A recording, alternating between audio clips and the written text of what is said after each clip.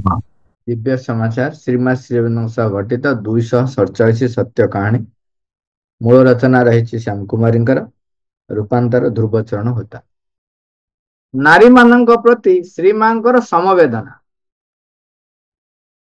ପ୍ରତ୍ୟେକ ଦର୍ଶନ ଦିବସର ଅବ୍ୟବହିତ ପୂର୍ବରୁ ଶ୍ରୀମା ତଳକୁ ଆସି ବିତରଣ ଦିବସ ଗୁଡ଼ିକରେ ଛୋଟ ଛୋଟ ଝିଅମାନଙ୍କୁ ଫ୍ରକ୍ ଓ ସ୍ତ୍ରୀ ଲୋକମାନଙ୍କୁ ଶାଢ଼ୀ ବିତରଣ କରୁଥିଲେ। ସେ ସମ୍ବନ୍ଧରେ କମଳାବେନ କୁହନ୍ତି। ଥରେ କେହି ଜଣେ କହିଲେ, ହେ ମା, ଆପଣ ଯେତେବେଳେ ସ୍ତ୍ରୀ ଲୋକମାନଙ୍କୁ ଆଶୀର୍ବାଦ ସହ ଶାଢ଼ୀ ବିତରଣ କରୁଛନ୍ତି, କାହିଁକି ଆମ ପରି ପୁରୁଷମାନଙ୍କୁ ଧୋତି ପ୍ରଦାନ କରୁନାହାନ୍ତି? ଶ୍ରୀମା ତାଙ୍କ କଥାର କୌଣସି ଉତ୍ତର ପ୍ରଦାନ କରିବା ପରିବର୍ତ୍ତେ ଅନୁକମ୍ପାପୂର୍ଣ୍ଣ ସ୍ମିତହାସ୍ୟ ପ୍ରଦାନ କରିଥିଲେ। କିଛି ଦିନ ପରେ ଠିକ ଏକାପରି ଗୋଟିଏ କଥା ପୁନଶ୍ଚ ଉଠିଥିଲା। ଗୋଟିଏ ଲୋକ ଶ୍ରୀମାଙ୍କୁ ପଚାରିଲା, ଆପଣ କାହିଁକି ସ୍ତ୍ରୀ ଲୋକମାନଙ୍କୁ ଆଶୀର୍ବାଦ ସହ ଶାଢ଼ୀ ବିତରଣ କରନ୍ତି, କିନ୍ତୁ ପୁରୁଷ ଲୋକଙ୍କୁ ଧୋତି ପ୍ରଦାନ କରନ୍ତି ନାହିଁ? ଆପଣ ପାତର ଅନ୍ତର କରୁଛନ୍ତି। ଏହା କଣ ପାତର ଅନ୍ତର ନୁହେଁ କି? ଏଥର ମଧ୍ୟ ଶ୍ରୀମାଙ୍କ ମୁଖରୁ ମଧୁର ସ୍ମିତହାସ୍ୟ ଉକୁଟି ଉଠିଥିଲା। ମାତ୍ର ମା କୌଣସି ଉତ୍ତର ପ୍ରଦାନ କରିନଥିଲେ। ଏହାପରେ ମା ଚମ୍ପକଲାଲଙ୍କ ଆଡକୁ ଟିକେ ନିରୀକ୍ଷଣ କରିଥିଲେ। ଚମ୍ପକ କହିଲେ, ହେ ମା, ମୁଁ ଏହାର କାରଣ କହିବି କି? ଶ୍ରୀମା ସ୍ମିତହାସ୍ୟ ସହ ତାଙ୍କୁ ସଂକେତ ଦେଲେ। ଚମ୍ପକ ପ୍ରଶ୍ନକର୍ତ୍ତାଙ୍କୁ କହିଲେ, ଆଜି ପର୍ଯ୍ୟନ୍ତ ଆମ୍ଭମାନଙ୍କର ନାରୀମାନଙ୍କ ପ୍ରତି ଅବହେଳା ଓ ହେୟ ଜ୍ଞାନ ପ୍ରଦର୍ଶନ ମନୋବୃତ୍ତି ରହିଅଛି। ବର୍ତ୍ତମାନ ଶ୍ରୀମା ତାହାକୁ ପୂରଣ କରିବା ପାଇଁ ଏହି ଉପାୟରେ ସେମାନଙ୍କୁ ଅଧିକା ସହାନୁଭୂତି ପ୍ରଦର୍ଶନ କରୁଛନ୍ତି। ଶ୍ରୀମା ମୁଣ୍ଡ ହଲାଇ ତାଙ୍କ କଥାକୁ ସମର୍ଥନ ପୂର୍ବକ କହିଥିଲେ, ହଁ, ସତରେ ସେଇ କଥା। ନାରୀମାନଙ୍କୁ ଯେହେତୁ ଆଗରୁ ବହୁତ ଅବହେଳା କରାଯାଇଛି, ଏବେ ସୁଧ ସମେତ ଆମେ ଆମ ଭାଷାରେ କହିବା ଯେ ସୁଧ ସମେତ ମା ତାକୁ ପୂରଣ କରୁଛୁ।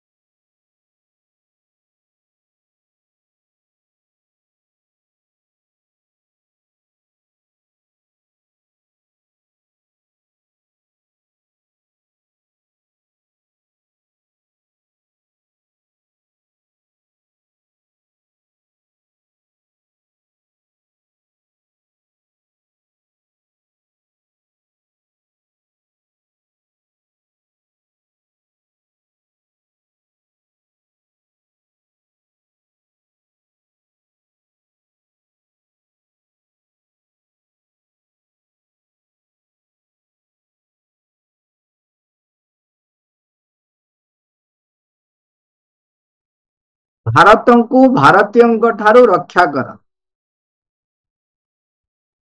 ଭାରତରେ ସର୍ବତ୍ର ଅସ୍ଥିରତା ଭାରତରେ ସର୍ବତ୍ର ଅସ୍ଥିରତା ଓ ବିଶୃଙ୍ଖଳା ଲାଗି ରହିଥିଲା।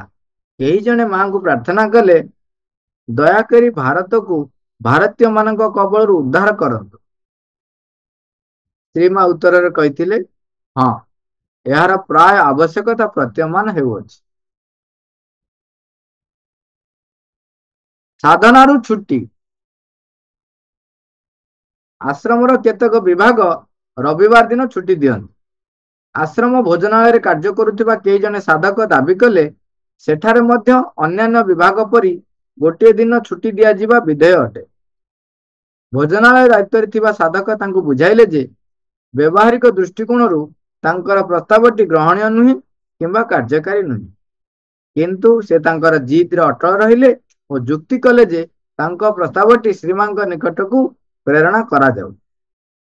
ମା ଯାହା ସିଦ୍ଧାନ୍ତ ଗ୍ରହଣ କରିବେ, ସେ ତାକୁ ହସ ହସ ମୁଖରେ ଗ୍ରହଣ କରିନେବେ। ଶ୍ରୀମାଙ୍କ ସମ୍ମୁଖରେ ପ୍ରସ୍ତାବଟି ଉପସ୍ଥାପିତ ହୁଅନ୍ତେ, ମା ଥଟ୍ଟାରେ ଗମ୍ଭୀର ହୋଇ କହିଲେ, ହଁ, ସେ ଯାହା କହୁଛନ୍ତି ଠିକ କଥା। ଡାଇନିଂ ରୁମ୍ ୱାର୍କର୍ସ ମଧ୍ୟ ଛୁଟି ପାଇବା କଥା। ସେଠାକାର ଦାୟିତ୍ୱରେ ଥିବା ସାଧକ ଶ୍ରୀମାଙ୍କର ଏପରି ନିଷ୍ପତ୍ତି ଶୁଣି ଅବାକ୍ ହୋଇଗଲେ ଏବଂ ବ୍ୟସ୍ତ ହୋଇ ଭାବିବାକୁ ଲାଗିଲେ, କିପରି ଭାବରେ ସେ ଏହି ନିଷ୍ପତ୍ତିକୁ ସଂଗଠିତ କରିବେ। ଅଳ୍ପ ସମୟ ନୀରବ ରହିବା ପରେ ଶ୍ରୀମା ପୁନଶ୍ଚ କହିଥିଲେ, କାହିଁକିନା ମା କହିଲେ ନା, ମାନେ ସିରିୟସଲି କହିଛନ୍ତି ଯେ, ହଁ, ଯାହା କହୁଛ ଠିକ କଥା। ଡାଇନିଂ ରୁମ୍ ୱାର୍କର ମାନେ ମଧ୍ୟ ଛୁଟି ପାଇବା କଥା। ତାମାନେ ଗଲା ଖାଇବା ପିଇବା ବି ବନ୍ଦ। ଅଳ୍ପ ସମୟ ନୀରବ ରହିବା ପରେ ଶ୍ରୀମା ପୁନଶ୍ଚ କହିଥିଲେ, ପରନ୍ତୁ ମୋର ଗୋଟିଏ ଛୋଟ ସର୍ତ୍ତ ଅଛି। ତାଙ୍କୁ ଯାଇ କହିଦିଅ, ଯେଉଁମାନେ ଖାଦ୍ୟପେୟ ରନ୍ଧନ ଓ ପ୍ରସ୍ତୁତ କରିବା କାର୍ଯ୍ୟ ସମ୍ପାଦନ କରୁଛନ୍ତି, ସେମାନଙ୍କ ସହ ସେ ଯାଇ କଥାବାର୍ତ୍ତା କରି ଗୋଟିଏ ଦିନ ଛୁଟି କରିବା ପାଇଁ ନିର୍ଦ୍ଦିଷ୍ଟ କରନ୍ତି।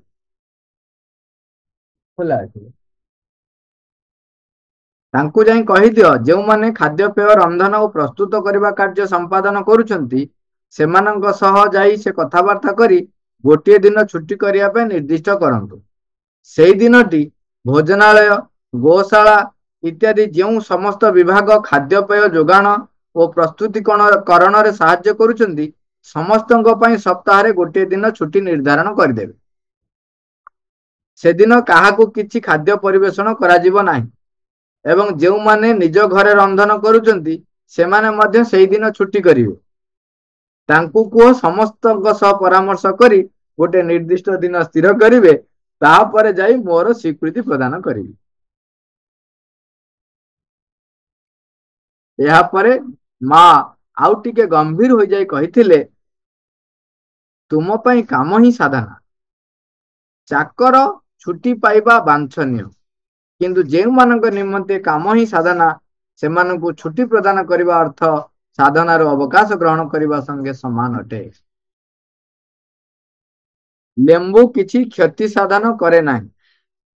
ପୁରୁଣା ଦିନର କଥା, ଜଣେ ବୟସ୍କା ସାଧିକା ଥାନ୍ତି। ତାଙ୍କର ପାକସ୍ଥଳୀ ଜନିତ ଗୋଳମାଳ ରହିଥାଏ। ସେ ଯାଇ ଶ୍ରୀମାଙ୍କ ନିକଟରେ ସେ ଅସୁବିଧା ଜଣାଇଲେ।